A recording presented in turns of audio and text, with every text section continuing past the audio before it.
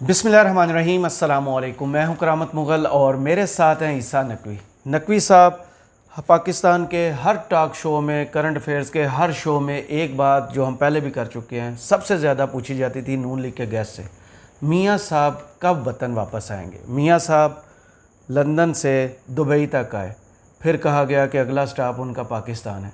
मियाँ साहब की वापसी में रोड़े कौन अटका रहा है? देखें करामत मुग़ल साहब, कुछ आम तफसीलात हैं और मियाँ साहब के ऊपर वीडियो कर रहे हैं तो पर्ची भी हाथ में है और इस पर्ची के ऊपर जो है ना बड़ी अहम चीज़ें लिखी हुई हैं। देखें, ज़ाहिर चैमगोइयाँ तो चल रही थी, दावे चल रहे थे और आपने नून लीग के लोगों से सुना होगा बस अभी मियाँ साहब 2-4 हफ्ते में आ जाएंगे।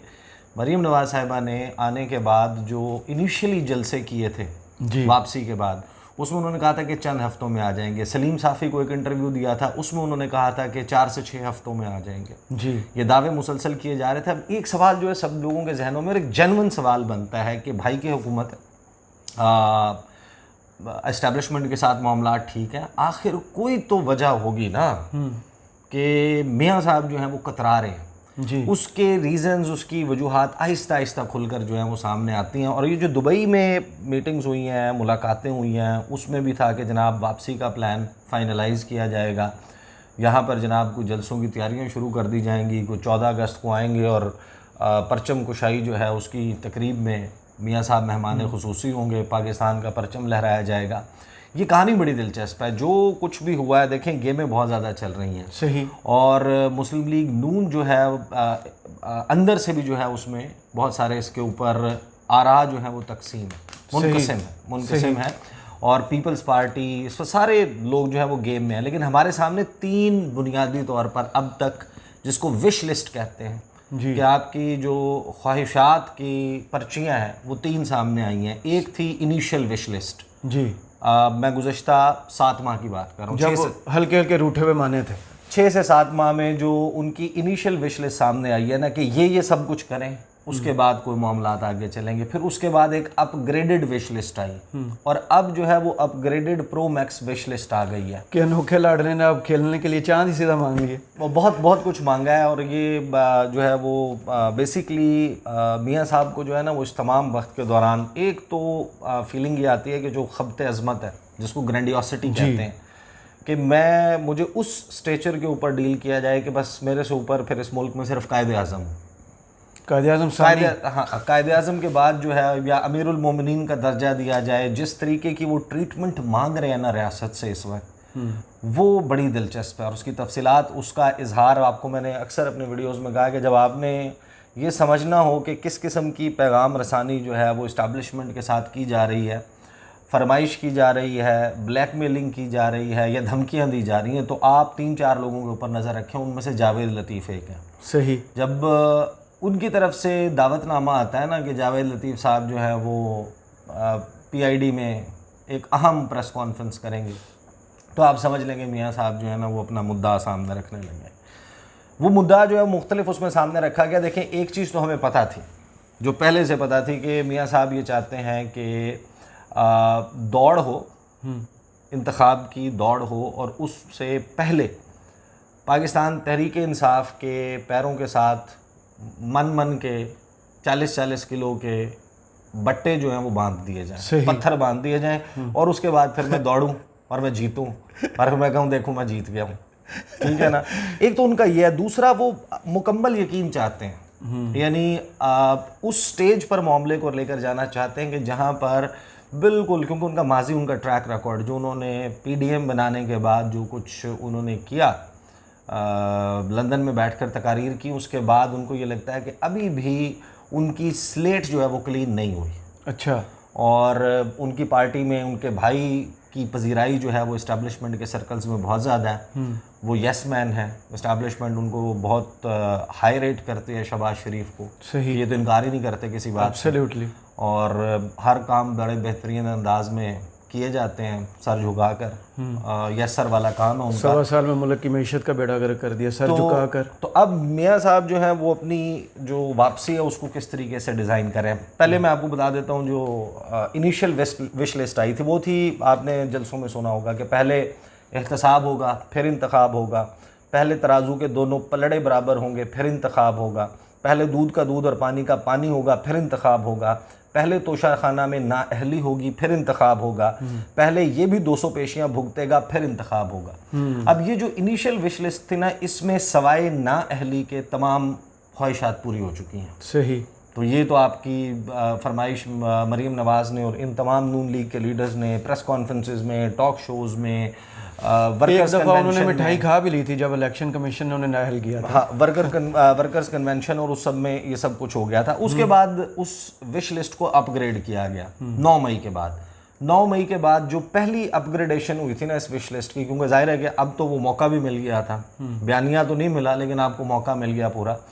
उसमें जावेद लतीफ़ साहब ने एक तकरीर फरमाई थी फ्लोर ऑफ द पार्लियामेंट जी, और उसमें उन्होंने ये कुछ चीज़ें कही थी। रेड कारपेट जहाँ, हाँ, कि रेड कारपेट, सुर्ख कालीन बिछाया जाए मियाँ साहब के लिए। साथ में ये फरमाइश की गई थी कि जो इस वक्त इदारों में बैठे हुए हाजिर सर्विस जी लोग हैं, और उनका इशारा there is no secret about it, वो ये कह रहे थे कि army chief general Asim Munir और DGISI जी, ये दोनों जाएं, और उनका इशारा ये भी था, नहीं इस्तकबाल नहीं, हाँ, करामत मुगल साहब जी क्या जी हो जी गया? जी, अब आप देखें, आप या तो मियाँ साहब को अंडर एस्टिमेट करते हैं, या आप जावेद लतीफ़ को या मरीम नवाज को अंडर मैं एस्टिमेट। जावेद लतीफ़ के बारे में क्या बात करूं, वो आपको मैं बताऊं बात नहीं थी जी, इस्तकबाल की बात नहीं थी। उन्होंने ये कहा था कि 3 इदारे जिन्होंने मिलकर मियाँ साहब को 2017 में निकाला था जी, जो उनको निकाला था, मुझे क्यों निकाला वाला निकाला था जी, वो जाएं और जाकर मियाँ साहब से कहें कि खुदा के लिए पाकिस्तान आ जाए।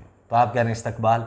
नहीं, इस्तकबाल की नहीं, ख्वाहिश का इजहार किया। तो उन्होंने कहा था कि जाएं और जाकर कहें कि खुदा के लिए पाकिस्तान आ जाओ। साथ में उन्होंने क्या कहा था कि जो इन तीनों इदारों के साबिक लोग हैं, साबिक अफसरान हैं, जो रहे हैं, जो जुडिशरी में रहे हैं, जो आर्मी में रहे हैं, जो ISI में रहे हैं, साकब निसार साहब, हाँ, उन सब से जो है इस ख्वाहिश का इजहार किया था कि वो माफ़ी मांगें। जनरल फैज़ और जनरल बाजवा। और एक प्रेस कॉन्फ्रेंस की उनकी अर्जदाश्त थी कि एक प्रेस कॉन्फ्रेंस करवाई जाए जिसमें ये बैठ कर कहें कि हमने ये किया था, ये हमारी गलती थी, हमने इन वजूहात से किया था। मियाँ साहब को एक क्लीन चिट दी जाए, मियाँ साहब वापस आएँ तो वो जेल ना जाए। सही।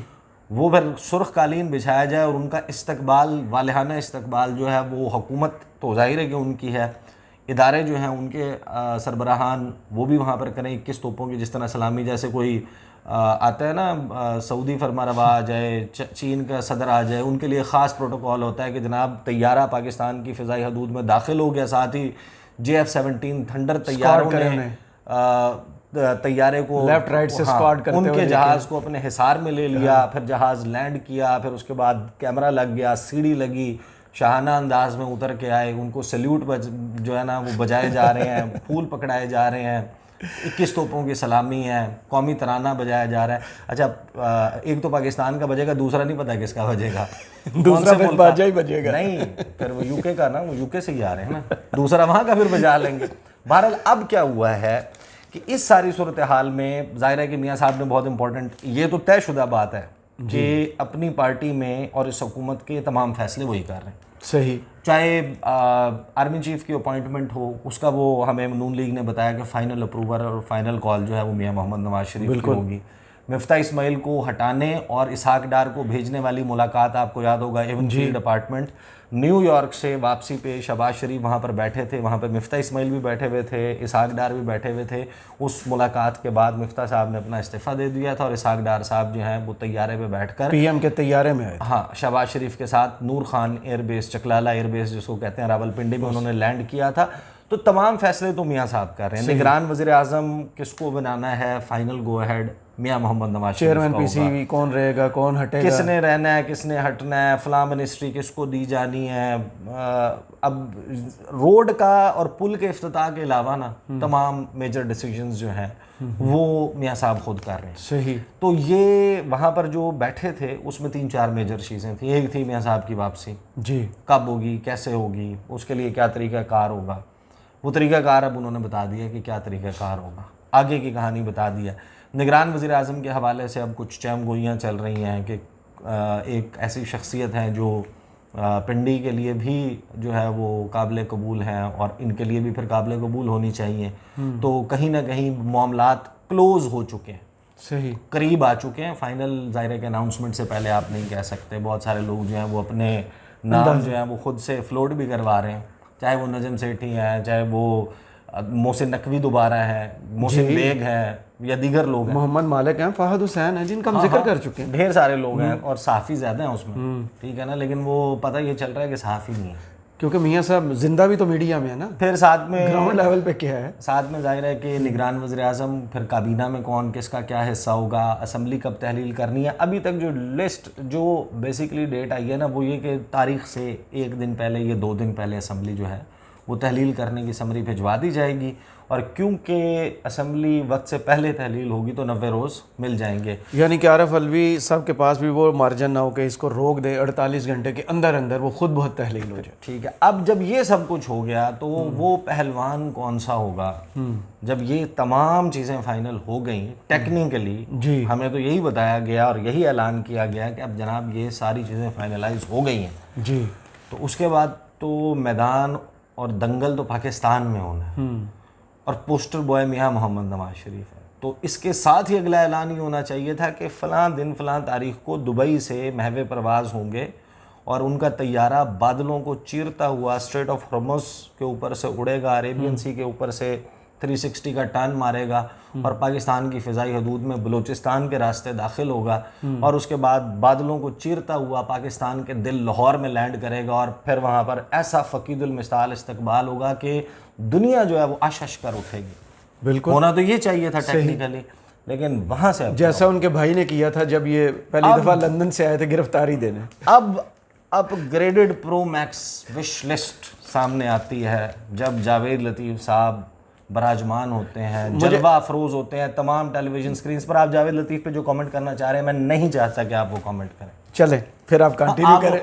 आपने अगर करामत मुगल साहब का कमेंट सुन यार मैंने वो वीडियो के आखिर में सुनेंगे, वो हम वीडियो के आखिर में सुनेंगे। यार लोगों का सस्पेंस भी रहने दिया करें। सही। अपग्रेडेड विश लिस्ट जावेद लतीफ़ साहब ने जो दी है उसके मुताबिक उनकी प्रेस कॉन्फ्रेंस का लुब्बे लुबाब ये नंबर 1 जी, ये एश्योरेंस चाहिए कि नवाज शरीफ साहब चौथी मरतबा पाकिस्तान के वज़ीर-ए-आज़म बनेंगे। अच्छा, नंबर 2 इससे भी इंटरेस्टिंग है, वो ये है कि ना सिर्फ कि वो वज़ीर-ए-आज़म बनेंगे बल्कि उनकी हुकूमत कायम होगी 2/3 अक्सरियत के साथ, माशाल्लाह।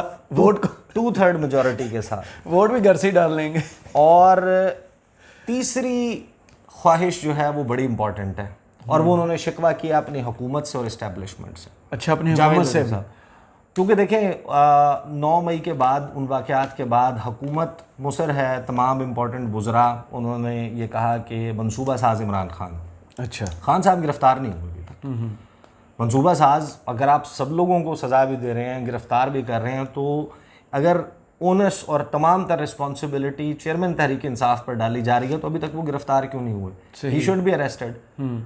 आपके पास अगर क्लियर एविडेंस मौजूद है तो उन्होंने जो गुफ्तगू किया उससे तासुर ये मिलता है कि जैसे मियाँ मोहम्मद नवाज शरीफ ये समझते हैं कि पाकिस्तान में अभी भी इमरान खान का चैप्टर क्लोज नहीं हुआ।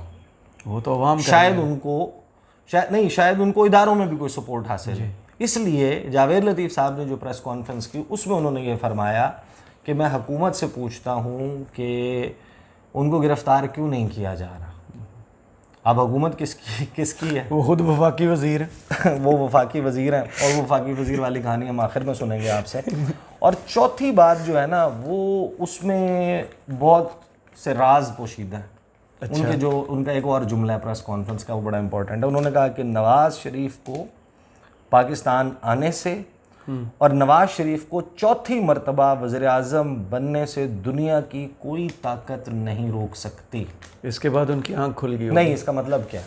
जी, इसका मतलब यह है कि इस वक्त कोई ताकत ऐसी है जो मियाँ साहब को चौथी बार वज़ीर-ए-आज़म बनने से भी रोकना चाहती है और उनको पाकिस्तान वापस आने देने से भी रोकना चाहती है। अच्छा, लिहाजा इस प्रेस कॉन्फ्रेंस की ज़रूरत पड़ी और 2 विश लिस्ट में कुछ चीज़ें मुकम्मल हो जाने के बाद दूसरी वाली में तो खैर बिल्कुल ही आप समझे ना कि वो एक दीवाने की भड़क थी, खब्ते अज़मत था, ग्रैंडियोसिटी थी कि अब कोई ऑप्शन नहीं बचा।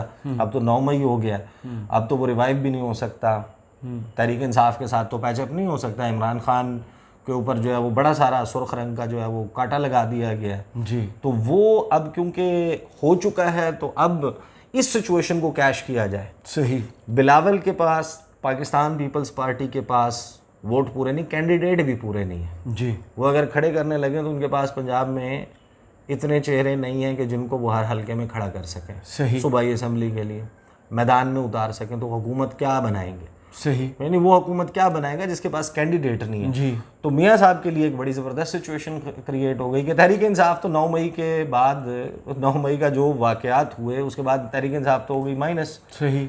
वो तो उन फैसला साजों के और इदारों के जहन में ये है कि क्रॉस लग गया, बिल्कुल अब कोई चांस नहीं है। तो उन्होंने कहा कि अब ये बेस्ट चांस है, this is my best and right time कि जहाँ पर मैं सुंजियां होंगियां गलियां और मिर्ज़ा यारा फिर से अकेला कि मैं अकेला जो है ना वो मुकाबले में उतरूं, यानी मुकाबले में वो क्लास में फर्स्ट आए और स्टूडेंट एक ही हो। टॉप किया है। बिल्कुल पोजीशन तो यही बनती है। टॉप किया क्योंकि स्टूडेंट ही है क्या। सही। तो वो पीपल्स पार्टी के पास तो क्योंकि वो पोजीशन नहीं है कि वो इस वक्त कम से कम ऐसा कोई मौजज़ा ही हो जाए, कोई बड़ा करिश्मा हो जाए।